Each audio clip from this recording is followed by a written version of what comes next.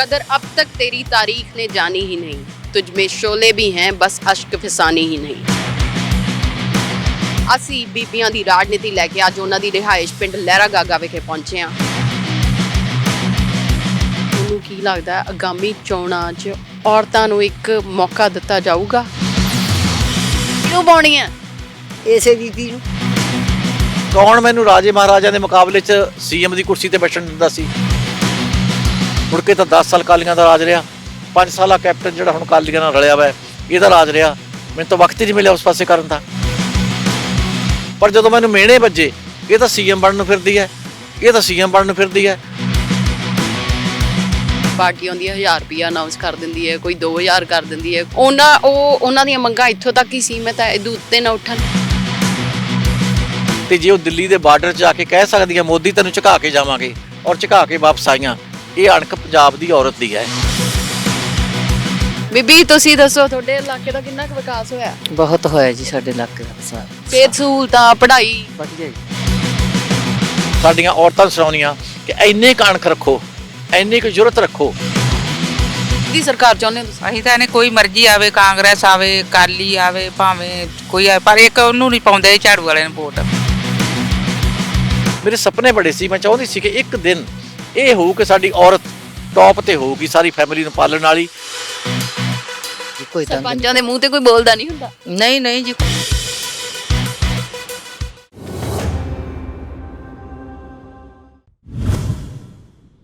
ਮਰਦ ਪ੍ਰਧਾਨ ਸਮਾਜ ਦੇ ਵਿੱਚ ਔਰਤਾਂ ਦਾ ਅੱਗੇ ਆਉਣਾ ਸਹੀ ਨਹੀਂ ਸਮਝਿਆ ਗਿਆ।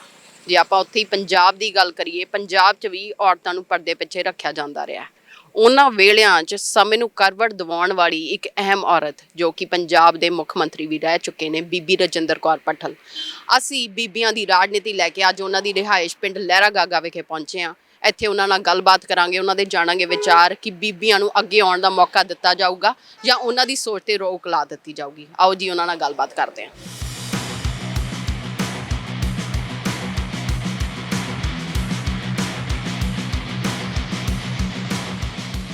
ਤਾਂ ਸਾਡੇ ਨਾਲ ਜੁੜੇ ਨੇ ਬੀਬੀ ਰਜਿੰਦਰ ਕੌਰ ਭੱਠਲ ਜੀ। ਆਓ ਇਹਨਾਂ ਨਾਲ ਗੱਲਬਾਤ ਕਰਦੇ ਹਾਂ ਤੇ ਇਹਨਾਂ ਤੋਂ ਪੁੱਛਦੇ ਹਾਂ ਇਹਨਾਂ ਦਾ ਕੀ ਨਜ਼ਰੀਆ ਗੱਲਾਂ ਬਾਤਾਂ ਨੂੰ ਲੈ ਕੇ। ਬੀਬੀ ਜੀ ਸਤਿ ਸ਼੍ਰੀ ਅਕਾਲ। ਪ੍ਰੋ ਪੰਜਾਬ ਟੀਵੀ ਤੇ ਤੁਹਾਡਾ ਬਹੁਤ ਬਹੁਤ ਸਵਾਗਤ ਹੈ। ਸਤਿ ਸ਼੍ਰੀ ਅਕਾਲ ਜੀ, ਬਹੁਤ ਧੰਨਵਾਦ। ਬੀਬੀ ਜੀ ਸਭ ਤੋਂ ਪਹਿਲਾਂ ਤਾਂ ਅਸੀਂ ਤੁਹਾਡੇ ਤੋਂ ਪੁੱਛਣਾ ਚਾਹੁੰਦੇ ਹਾਂ ਬੀਬੀਆਂ ਨੂੰ ਲੈ ਕੇ ਕਿ ਤੁਹਾਨੂੰ ਕੀ ਲੱਗਦਾ ਆਗਾਮੀ ਚੋਣਾਂ 'ਚ ਆਉਣ ਵਾਲੇ ਮੌਕੇ 'ਚ ਔਰਤਾਂ ਨੂੰ ਇੱਕ ਮੌਕਾ ਦਿੱਤਾ ਜਾਊਗਾ ਕਿ ਇੱਕ ਔਰਤ ਖੜੀ ਹੋਊਗੀ ਗਾਂ ਵਾਲੇ ਟਾਈਮ 'ਚ? ਦੇਖੋ, ਜਿੱਥੋਂ ਮੈਂ ਪੁਰਾਣੇ ਜ਼ਮਾਨੇ ਦੀ ਗੱਲ ਕਰਦੀ ਹਾਂ, ਜਿਸ ਵਕਤ ਮੈਂ ਪੋਲਿਟਿਕਸ 'ਚ ਆਈ ਹਾਂ ਉਦੋਂ ਬਹੁਤ ਘੱਟ ਨਾਨਬੁੱਝ ਨਹੀਂ ਸੀਗਾ। ਅਜਨਬੀ ਗਿਣਿਆ ਜਾਂਦਾ ਸੀ, ਹੈਰਾਨੀ ਗਿਣੀ ਜਾਂਦੀ ਸੀ ਲੋਕਾਂ ਨੂੰ ਕਿ ਹੈ ਇਹ ਤਾਂ ਬੰਦੇ ਹੀ ਖੜੇ ਹੁੰਦੇ ਆ, ਔਰਤ ਕਿਵੇਂ ਖੜੀ ਹੋ ਸਕਦੀ ਹੈ। ਇਸ ਲਈ ਇੰਟੀਰੀਅਰ ਮੇਰੇ ਜਿਹੜੇ ਪੇਰੈਂਟਸ ਨੇ ਉਹ ਵੀ ਸਾਰਾ ਸਾਡਾ ਇਹ ਵੀ ਬੈਕਵਰਡ ਗਿਣਿਆ ਜਾਂਦਾ ਹਰਿਆਣੇ ਦੇ ਨਾਲ ਕਰਕੇ, ਮੇਰਾ ਪੇਕੇ ਵਾਲਾ ਵੀ, ਕਿਉਂਕਿ ਇਹ ਸਾਡੇ ਇੱਧਰਲੇ ਪਾਸੇ ਆ ਜਾਂਦੇ ਆ। ਅਸੀਂ ਇੰਟੀਰੀਅਰ ਵਿੱਚ ਰਹਿੰਦੇ ਹਾਂ ਸਾਰੇ। ਉੱਥੋਂ ਸ਼ੁਰੂ ਕੀਤਾ ਹੈਗਾ, ਲੇਕਿਨ ਪਹਿਲੀ ਵਾਰ ਮੈਂ ਦੇਖਿਆ ਕਿ ਵਿਧਾਨ ਸਭਾ ਦੇ ਵਿੱਚ ਅਸੀਂ 2 ਜਾਂ ਸਿਰਫ 3 MLA ਹੁੰਦੇ ਸੀ 117 ਦੇ ਵਿੱਚੋਂ। ਫਿਰ ਹੌਲੀ ਹੌਲੀ 2 ਤੋਂ 3 ਬਣੇ, ਫਿਰ 5 ਬਣੀਆਂ, ਫਿਰ ਅੱਡ ਕਿਸੇ ਇੱਕ ਅੱਧੀ ਹੋਰ ਪਾਰਟੀ ਦੀ ਆਉਣ ਲੱਗੀ। ਇਸ ਵਿੱਚ ਲੇਡੀਜ਼ ਅੱਗੇ ਆਉਣ, ਇਹਦੇ ਵਿੱਚ ਸਭ ਤੋਂ ਵੱਡਾ ਯੋਗਦਾਨ ਕਾਂਗਰਸ ਦਾ ਹੈ। ਉਹਦੇ ਮੁਤਾਬਕ ਪਹਿਲਾਂ ਸਾਨੂੰ ਇਹ ਕਹਿਣ ਸਾਰੇ ਕਿ ਜੀ ਸਾਨੂੰ ਟਿਕਟ ਕਿਹਨੂੰ ਦੇਈਏ, ਸਾਨੂੰ ਲੱਭਦੀਆਂ ਨਹੀਂ, ਕੋਈ ਬੀਬੀਆਂ ਇਲੈਕਸ਼ਨ ਲੜਨ ਵਾਲੀਆਂ ਨਹੀਂ ਲੱਭਦੀਆਂ, ਅਸੀਂ ਕਿਹਨੂੰ ਟਿਕਟ ਦਵਾਈਏ। ਔਰ ਅਸੀਂ ਜਿਸ ਤਰੀਕੇ ਨਾਲ ਵੀ ਟਿਕਟਾਂ ਦਿੱਤੀਆਂ, ਸਮਝਾ ਕੇ ਥੋੜ੍ਹੀਆਂ ਬਹੁਤ ਜੋ ਦਿਲਚਸਪੀ ਰੱਖਦੇ ਸੀ ਪਰਿਵਾਰ ਅੱਗੇ ਆਉਂਦੇ ਸੀ, ਲੇਕਿਨ ਉਹਨਾਂ ਨੂੰ ਵੀ ਸਿਰਫ ਐਂ ਸੀ ਕਿ ਨਾਂ ਦੀ ਟਿਕਟ ਹੈ, ਨਾਂ ਦੀ ਟਿਕਟ ਦਿੱਤੀ ਜਾਂਦੀ ਸੀਗੀ ਤੇ ਪੁੱਛ ਪੜਤਾਲ ਕਿਤੇ ਨਹੀਂ ਸੀ ਹੁੰਦੇ। ਲੇਕਿਨ ਹੁਣ ਮੈਂ ਸੋਚਿਆ ਕਿ ਹੁਣ ਸਾਡੇ ਬਹੁਤ ਫਰਕ ਪਿਆ। ਬਹੁਤ ਸਾਰੀਆਂ ਥਾਵਾਂ 'ਤੇ ਸਾਡੀਆਂ ਮਿਨਿਸਟਰ ਵੀ ਬਣੀਆਂ ਲੇਡੀ, ਜਿਹੜੀਆਂ ਕਦੇ ਪਹਿਲਾਂ ਨਹੀਂ ਸੀ ਬਣੀਆਂ ਹੋਈਆਂ। ਜਿਵੇਂ ਮੈਨੂੰ ਹੀ ਇੱਕ ਮੁੱਖ ਮੰਤਰੀ ਪੰਜਾਬ ਵਰਗੇ ਸੂਬੇ 'ਚ ਪਿੰਡਾਂ 'ਚੋਂ ਉੱਠ ਕੇ ਆਈਆਂ, ਤੱਪੜਾਂ 'ਤੇ ਮੈਂ ਪੜ੍ਹੀਆਂ ਬੈਠ ਕੇ ਤੇ ਏਕਾ ਦੂਆ ਕੀਤਾ। ਕੌਣ ਮੈਨੂੰ ਰਾਜੇ ਮਹਾਰਾਜਿਆਂ ਦੇ ਮੁਕਾਬਲੇ 'ਚ ਸੀਐਮ ਦੀ ਕੁਰਸੀ 'ਤੇ ਬੈਠਣ ਦਿੰਦਾ ਸੀ? ਭਾਵੇਂ ਮੈਨੂੰ ਬਹੁਤ ਕਸ਼ਟ ਸਹਿਣੇ ਪਏ, ਬਹੁਤ ਮੈਨੂੰ ਵਿਰੋਧਤਾਵਾਂ ਦਾ ਸਾਹਮਣਾ ਕਰਨਾ ਪਿਆ, ਔਰ ਮੈਂ ਸੱਚੀ ਗੱਲ ਹੈ ਮੈਂ ਸੀਐਮ ਬਣ ਕੇ ਵੀ ਰਾਜੀ ਨਹੀਂ ਸੀ। ਪਰ ਜਦੋਂ ਮੈਨੂੰ ਮਿਹਣੇ ਵੱਜੇ ਇਹ ਤਾਂ ਸੀਐਮ ਬਣਨ ਨੂੰ ਫਿਰਦੀ ਹੈ, ਇਹ ਤਾਂ ਸੀਐਮ ਬਣਨ ਨੂੰ ਫਿਰਦੀ ਹੈ। ਹਾਲਾਂਕਿ ਮੇਰੇ ਪਤੀ ਦੀ ਡੈਥ ਹੋ ਚੁੱਕੀ ਸੀ, ਮੇਰੇ ਬੱਚੇ ਸੀ ਛੋਟੇ ਛੋਟੇ, ਅਤੇ ਮੈਂ ਅੱਤਵਾਦ ਦਾ ਸਾਰਾ ਲੜਾਈ ਲੜਦੀ ਰਹੀ ਹਾਂ। ਜਦੋਂ ਅੱਤਵਾਦ ਖਤਮ ਹੋਇਆ, ਸਾਡੀ ਸਰਕਾਰ ਆ ਗਈ 92 'ਚ, ਮੈਂ ਉਸ ਵਕਤ ਸਰਦਾਰ ਬਿਆਨ ਸਿੰਘ ਜੀ ਕੋਲ ਆਪਣਾ ਅਸਤੀਫਾ ਲੈ ਕੇ ਗਈ ਸੀ ਕਿ ਮੈਂ ਜੀ MLA ਬਣੀ ਹਾਂ, ਮੈਂ ਅਸਤੀਫਾ ਦਿੰਦੀ ਹਾਂ, ਮੈਂ ਆਪਣੇ ਬੱਚਿਆਂ ਦੀਆਂ ਸ਼ਾਦੀਆਂ ਕਰਨੀਆਂ, ਹੋਰ ਕਰਨੀਆਂ। ਅਤੇ ਉਹ ਸਾਰਾ ਮੈਨੂੰ ਖਿੱਚ ਕੇ ਪਏ ਕਿ ਅੱਤਵਾਦ ਤਾਂ ਤੂੰ ਬੀਬੀ ਨਾਲ ਲੜਦੀ ਰਹੀ ਹੈ, ਤੇ ਅੱਜ ਰਾਜ ਭਾਗਣ ਦਾ ਸਮਾਂ ਹੈ, ਤੁਸੀਂ ਪਾ ਲੈ ਕੇ ਆਈਆਂ, ਕਿਉਂਕਿ ਸਾਡਾ ਟੱਬਰ ਲਾਲਚੀ ਨਹੀਂ, ਅਸੀਂ ਕਦੇ ਇਸ ਪਾਸੇ ਵੱਲ ਪਏ ਨਹੀਂ। ਲੇਕਿਨ ਮੈਂ ਸੋਚਿਆ ਕਿ ਜਦੋਂ ਮੇਰੇ ਪਤੀ ਦੀ ਡੈਥ ਹੋਈ ਹੈ, ਸ਼ਾਇਦ ਮੈਂ ਨਾ ਉੱਠ ਸਕਦੀ ਮੰਜੇ ਤੋਂ, ਕਿਉਂਕਿ ਸਾਡਾ ਇਸ ਤਰ੍ਹਾਂ ਦਾ ਸੀਗਾ ਕਿ ਮੈਂ ਸੋਚਦੀ ਨਹੀਂ ਸੀ, ਮੈਂ ਸੋਚਦੀ ਮੇਰਾ ਜਹਾਨ ਹੀ ਖਤਮ ਹੋ ਗਿਆ, ਮੈਂ ਇਸ ਦੁਨੀਆ 'ਚ ਜਿਉਂ ਕੇ ਕੀ ਲੈਣਾ ਹੈ। ਮੈਨੂੰ ਆਪਣੇ ਆਪ ਨਾਲ ਕੁਰਸੀ ਤੇ ਬੈਠੀ ਮੈਂ ਕਹਿੰਦੀ ਵੀ ਤਾਂ ਮੈਂ ਤਾਂ ਆ ਮਿੱਟੀ ਤੋਂ ਵੀ ਥੱਲੇ ਆ, ਮੈਨੂੰ ਤਾਂ ਆ ਮਿੱਟੀ ਦੀ ਵੀ ਕਦਰ ਹੈ, ਤੇ ਮੈਂ ਤਾਂ ਮੇਰਾ ਹੈ ਹੀ ਨਹੀਂ ਕੁਛ ਵੀ ਦੁਨੀਆ 'ਚ। ਮੈਨੂੰ ਇਹ ਯਾਦ ਹੈ ਕਿ ਜਦੋਂ ਮੈਂ ਬਿਲਕੁਲ ਕਮਲਿਆਂ ਦੀ ਤਰ੍ਹਾਂ ਮੈਨੂੰ ਰੋਟੀ ਖਵਾ ਦਿੰਦੇ, ਖਾ ਲੈਂਦੀ, ਗੋਲੀ ਦੇ ਦਿੰਦੇ ਨੀਂਦ ਦੀ, ਉਹ ਮੈਂ ਸੁੱਤੀ ਰਹਿੰਦੀ, ਤੇ ਮੈਂ ਉਸ ਤੋਂ ਬਾਅਦ ਬਿਲਕੁਲ ਆਪਣੇ ਮੰਜੇ ਤੇ ਹੋ ਗਈ ਸੀਗੀ। ਮੈਨੂੰ ਜੇ ਦੁਬਾਰਾ ਹਿੰਮਤ ਦਿੱਤੀ ਉੱਠਣ ਦੀ ਤਾਂ ਮੈਨੂੰ ਔਰਤ ਜਾਤੀ ਨੇ ਦਿੱਤੀ, ਮੇਰੀ ਭੈਣਾਂ ਨੇ ਦਿੱਤੀ। ਸੋ ਮੈਨੂੰ ਮਾਣ ਹੈ ਕਿ ਉਸ ਵਕਤ ਦਾ ਸ਼ੁਰੂ ਕੀਤੀ ਉਹਨਾਂ ਦੀ ਗੱਲ ਸਾਡੇ ਵਿੱਚੋਂ ਦੀ ਹੋ ਕੇ ਸਾਡੀਆਂ ਭੈਣਾਂ ਤੱਕ ਪਹੁੰਚੀ ਹੈ। ਔਰ ਅੱਜ ਆ ਜਿਹੜਾ ਕਿਸਾਨ ਅੰਦੋਲਨ ਲੱਗਿਆ, ਇਹਦੇ ਵਿੱਚ ਸਾਰਿਆਂ ਨੇ ਟੀਵੀ ਤੇ ਦੇਖਿਆ, ਪਹਿਲੀ ਵਾਰ ਪੰਜਾਬ ਦੀਆਂ ਰੂਰਲ ਏਰੀਆ ਦੀਆਂ ਔਰਤਾਂ ਨੇ ਬਰਾਬਰ ਯੋਗਦਾਨ, ਉੱਥੇ ਲੜਕੀਆਂ ਵੀ ਗਈਆਂ, ਮਾਵਾਂ ਵੀ ਗਈਆਂ, ਭੈਣ ਭਰਾ ਤਾਂ ਗਏ ਹੀ ਨੇ, ਇਸ ਯੋਗਦਾਨ 'ਚ ਵੀ ਜਾ ਕੇ ਬਰਾਬਰ ਸਾਡੀ ਔਰਤ ਨੇ ਦੱਸਿਆ ਕਿ ਅਸੀਂ ਹੁਣ ਜਾਗ ਪਈਆਂ।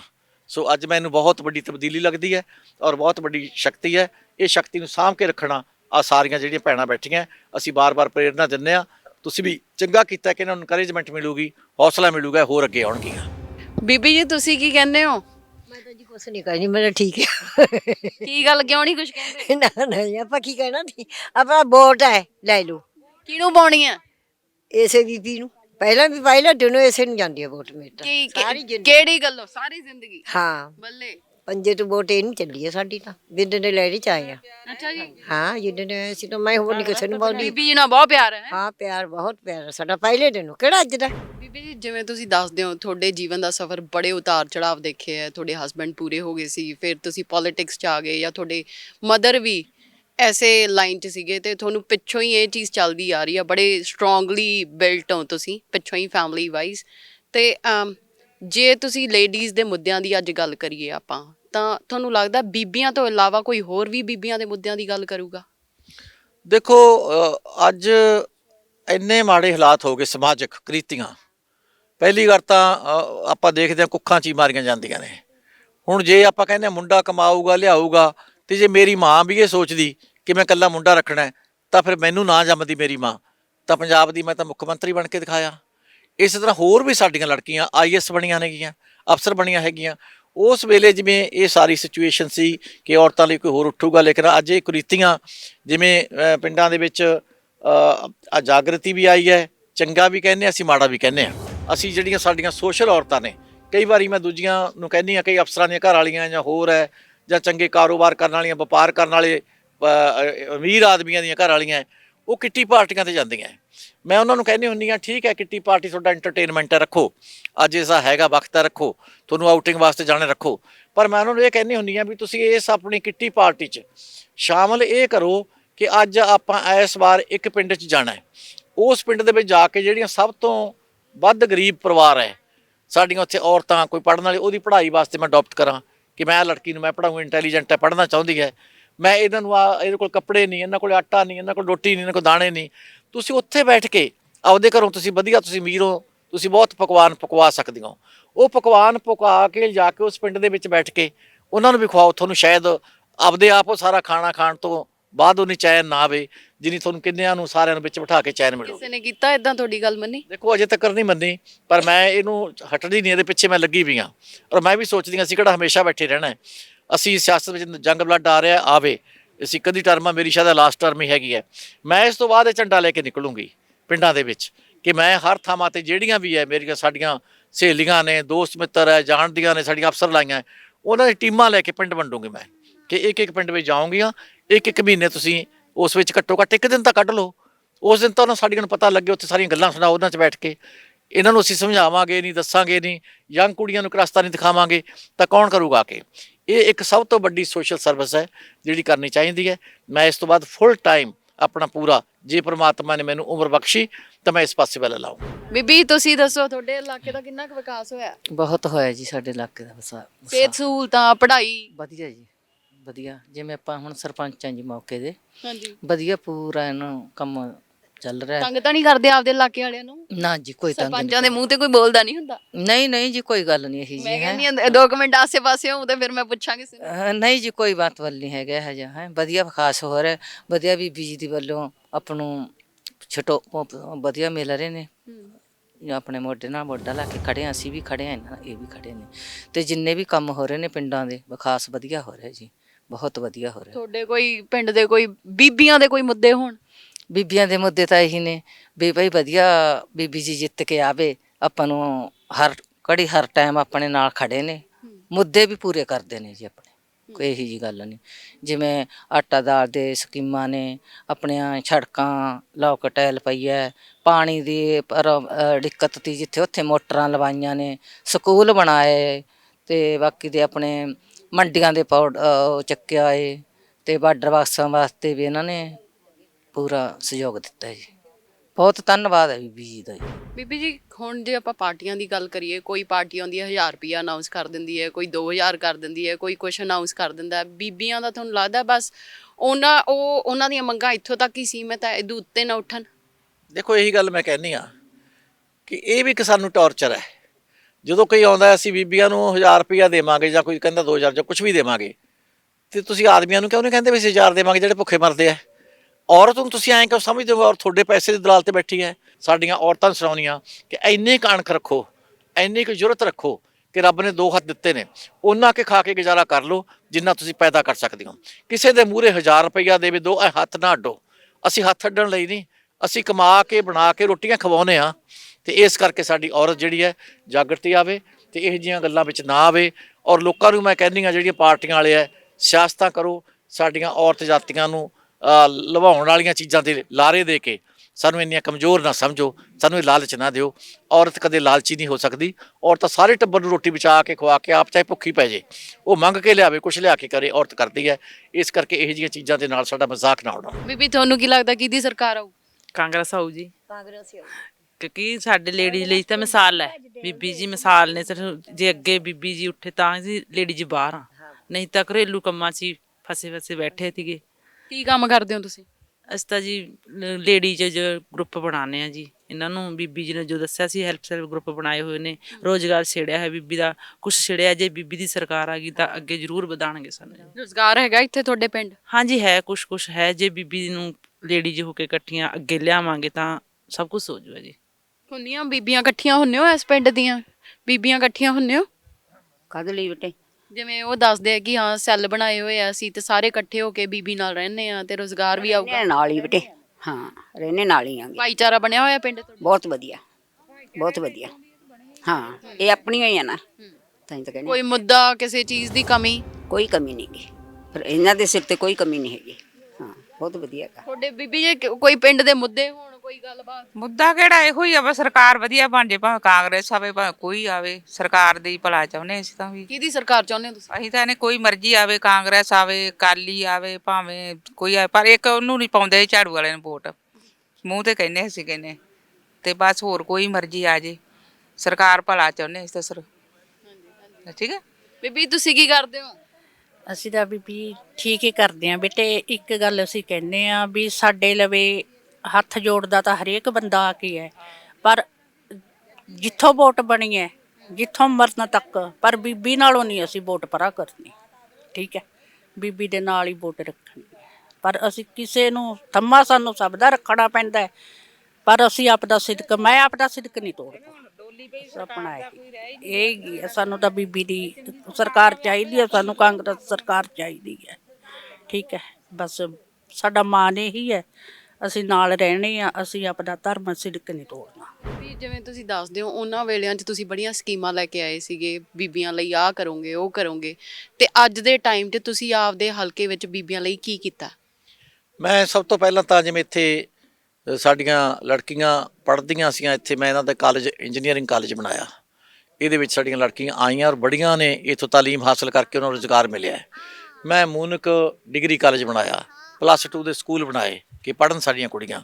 ਆਪਣਾ ਜਿੰਨੇ ਰਿਕੁਆਇਰਮੈਂਟ ਜੋ ਅਕੋਰਡਿੰਗ ਟੂ ਲਾ, ਜੋ ਗਵਰਨਮੈਂਟ ਦਾ ਨੋਰਮ ਹੁੰਦਾ ਉਹਦੇ ਮੁਤਾਬਕ ਉਹ ਸਾਰੀਆਂ ਚੀਜ਼ਾਂ ਮੈਂ ਉਸ ਥਾਂ 'ਤੇ ਲੈ ਕੇ ਆਈ ਕਿ ਨੌਕਰੀਆਂ ਦੇ ਵਿੱਚ ਵੀ ਜਿਹੜੀ ਰਿਜ਼ਰਵੇਸ਼ਨ ਹੋਊਗੀ, 33% ਔਰਤਾਂ ਦਾ ਕੋਟਾ ਨੌਕਰੀ ਦੇ ਵਿੱਚ ਪੂਰਾ ਕੀਤਾ ਜਾਊਗਾ।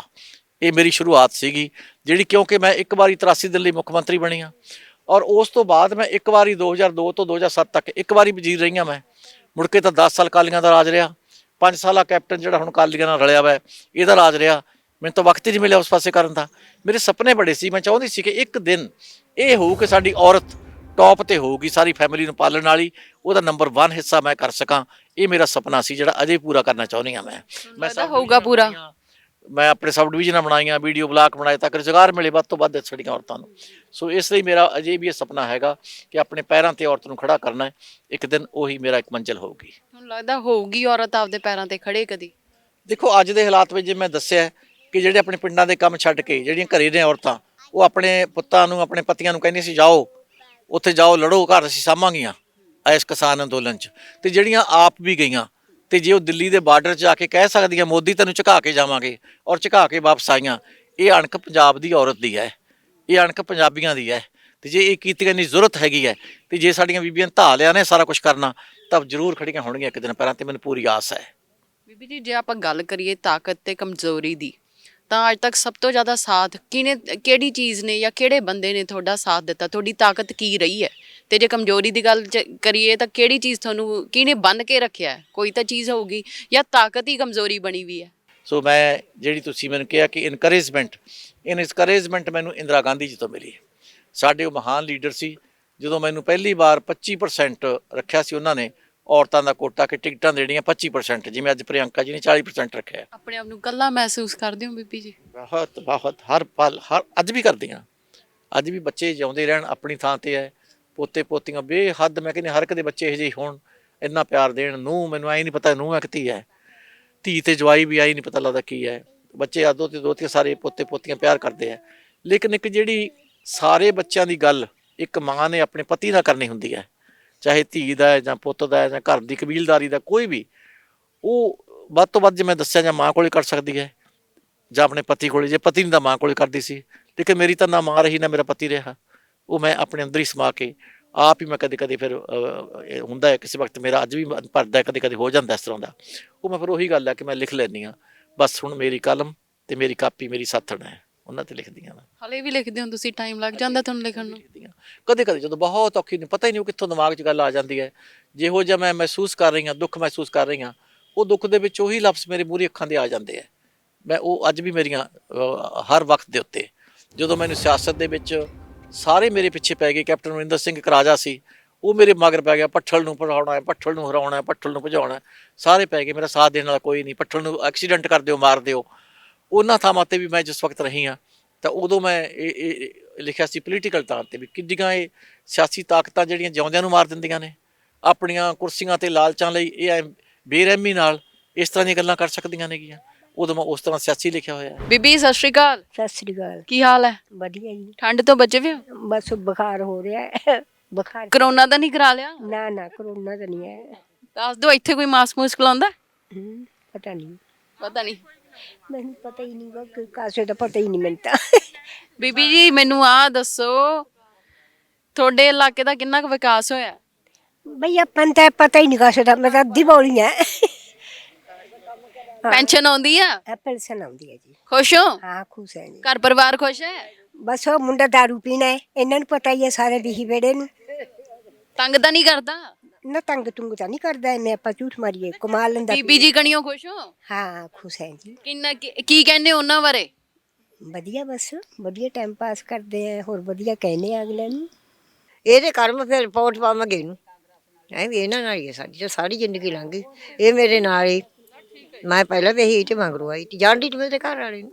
ਸਾਡੇ ਚ ਪੜਿਆ ਮੁੰਡਾ, ਪੜਿਆ ਜੀ ਸਾਡੇ ਚ, ਤੁਹਾਡੇ ਹੱਥੋਂ ਪਲਿਆ? ਸਾਡੇ ਕੋਲ ਹੀ ਪੜਦਾ ਤੀ। ਆਹ ਦੇਖ ਗਵਾਂਢੀਆਂ ਨੇ ਆਉਂਦਾ ਹੁੰਦਾ ਮੇਰੇ ਦੇ, ਮੈਂ ਭੁੱਲੀ ਤੀ ਲਾਲੀ ਨੂੰ। ਠੀਕ ਹੈ, ਸਾਡਾ ਦੋਸਤ ਦੀ ਮੁੰਡੇ ਤੋਂ ਸਾਡੇ ਨਾਲ ਮਨ ਭਰ ਰਹੇ ਸੀ ਬੀਬੀ ਜੀ? ਸਾਡਾ ਵੀ ਮਨ, ਉਦੋਂ ਮੈਂ ਔਖੀ ਹੋ ਗਈ। ਔਰ ਜਦੋਂ ਉਹਨੇ ਗੱਲਾਂ ਛੇੜੀਆਂ ਨੇ, ਕਹਿੰਦਾ ਮੇਰੇ ਯਾਦ ਆ ਗਿਆ ਇਹਦਾ ਵੇਲਾ ਸਾਡਾ ਆਪਦਾ ਵੀ ਆਉਂਦਾ। ਉਹਨਾਂ ਵੇਲਿਆਂ ਦਾ ਕੋਈ ਇੱਕ ਗੱਲ ਸਾਂਝੀ ਕਰੋ। ਕੀ ਸਾਂਝੀ ਕਰੀਏ ਭਾਈ, ਉਦੋਂ ਹੁਣ ਤਾਂ ਗੱਲ ਕੋਈ ਨਹੀਂ ਉੱਡਦੀ। ਬੇਟਾ ਮੈਂ ਦੁਖੀ ਬਹੁਤ ਹਾਂ। ਆਪਾਂ ਮੇਰੇ ਵੀ 2 ਗੁੱਡੀਆਂ ਨੇ। ਠੀਕ ਹੈ, ਮੇਰਾ ਵੀ ਨੌਜਵਾਨ ਹੀ ਮੁੱਕਿਆ ਹੋਇਆ ਘਰ ਵਾਲਾ। 4 ਸਾਲ 'ਚ ਵਿਆਹੀ ਤੀ, 4 ਸਾਲ 'ਚ ਮੈਂ ਰੰਡੀ ਹੋ ਗਈ ਲਾਲੀ ਤੋਂ ਬਾਅਦ। ਪਹਿਲਾਂ ਤੇ ਲਾਡੀ ਸਮਝੇ ਇਹ ਮਰੇਗਾ, ਉਹ ਤਾਂ ਮੈਂ ਵਿਧੋ ਹੋਈ ਬੈਠੀ ਸੀ। ਮੈਂ ਤਾਂ ਬਹੁਤ ਦੁਖੀ ਹਾਂ ਬਈ, ਗੱਲਾਂ ਨਹੀਂ ਹੁੰਦੀਆਂ ਹੁਣ ਤਾਂ। ਮੈਂ ਤਾਂ ਕੋਈ ਕੀ ਪੁੱਤ ਦੱਸੀਏ ਤੁਹਾਨੂੰ, ਪਿਛਲੇ ਝੜੇ ਚੜ ਜਾਉਂਦੇ ਰਹਿਣੇ ਵਿਚਾਰੇ ਮੁੱਖ ਮੰਤਰੀ ਬਣਨੇ। ਅਸੀਂ ਇਹਨਾਂ ਤੋਂ ਬਾਹਰ ਨਹੀਂ, ਸਾਰਾ ਵਿਹੜਾ ਬਾਹਰ ਨਹੀਂ ਇਹਨਾਂ ਸਾਥ ਦਿੰਦੇ ਆ ਤੁਹਾਡਾ ਪੂਰਾ? ਤੋਂ। ਹਾਂ ਦੇਵਾਂਗੇ, ਅਸੀਂ ਵੀ ਦੇਵਾਂਗੇ ਪੂਰਾ। ਇਹ ਵੀ ਦਿੰਦੇ ਆ ਪੂਰਾ? ਇਹ ਵੀ ਦਿੰਦੇ ਨੇ, ਬਥੇਰਾ ਦਿੰਦੇ ਸਾਡਾ। ਹਾਂ ਅੱਜ ਆਪਾਂ ਨੂੰ ਸੁੱਖ ਨਾਲ ਸਾਥ ਦਾ ਕੀ ਲੈਣਾ ਹੈ? ਕਣਕ ਸਾਨੂੰ ਮਿਲਦੀ ਹੈ, ਕਿਹੜਾ ਕੁਛ ਸਾਨੂੰ ਮਿਲਦਾ? ਆਪਣੀ ਪੈਨਸ਼ਨ ਵੱਜੀ ਹੋਈ ਹੈ, ਹੋਰ ਆਪਾਂ ਨੂੰ ਕੀ ਚਾਹੀਦਾ? ਬਹੁਤ ਇੰਨਾ ਗੁਜ਼ਾਰਾ ਹੋ ਜਾਏ ਬਸ। ਤਾਂ ਇਹ ਸੀ ਪਿੰਡ ਲਹਿਰੇ ਦੀਆਂ ਬੀਬੀਆਂ, ਤੇ ਆਪਾਂ ਗੱਲ ਕੀਤੀ ਹੈ ਬੀਬੀ ਰਜਿੰਦਰ ਕੌਰ ਭੱਠਲ ਨਾਲ ਦੀ। ਉਹਨਾਂ ਦਾ ਕਹਿਣਾ ਹੈ ਕਿ ਬੀਬੀਆਂ ਨੂੰ ਆਪਣੀ ਆਵਾਜ਼ ਅੱਗੇ ਕਰਨੀ ਚਾਹੀਦੀ ਹੈ, ਤੇ ਬੀਬੀਆਂ ਪਹਿਲਾਂ ਨਾਲੋਂ ਬਹੁਤ ਹੀ ਜ਼ਿਆਦਾ ਤਾਕਤਵਰ ਹੋ ਗਈਆਂ ਤੇ ਹੁਣ ਚੁੱਪ ਰਹਿਣ ਵਾਲੀਆਂ ਨਹੀਂ। ਜਿਵੇਂ ਕਿਸਾਨੀ ਅੰਦੋਲਨ 'ਚ ਵੀ ਇਹਨਾਂ ਦੀ ਆਵਾਜ਼ ਬਾਹਰ ਨਿਕਲ ਕੇ ਆਈ ਹੈ, ਇਹ ਅੱਗੇ ਹੀ ਰਹਿਣਗੀਆਂ, ਹੁਣ ਪਿੱਛੇ ਨਹੀਂ ਮੁੜਨ ਵਾਲੀਆਂ। ਤੇ ਬਾਕੀ ਇੱਥੋਂ ਦੀਆਂ ਬੀਬੀਆਂ ਕਹਿ ਰਹੀਆਂ ਨੇ ਮੋਢੇ ਨਾਲ ਮੋਢਾ ਜੋੜ ਕੇ ਬੀਬੀ ਨਾਲ ਖੜੀਆਂ ਤੇ ਬੀਬੀ ਦਾ ਹੀ ਸਾਥ ਦੇਣਗੀਆਂ। ਸਾਡੇ ਨਾਲ ਜੁੜੇ ਰਹੋ, ਅਸੀਂ ਫਿਰ ਕਿਸੇ ਨਵੇਂ ਥਾਂ ਤੋਂ ਨਵੀਂ ਕਵਰੇਜ ਲੈ ਕੇ ਆਵਾਂਗੇ। ਕੈਮਰਾਮੈਨ ਗੁਰਸਿਮਰਨ ਦੇ ਨਾਲ ਸੀਰਤ ਸੰਧੂ, ਸਤਿ ਸ਼੍ਰੀ ਅਕਾਲ।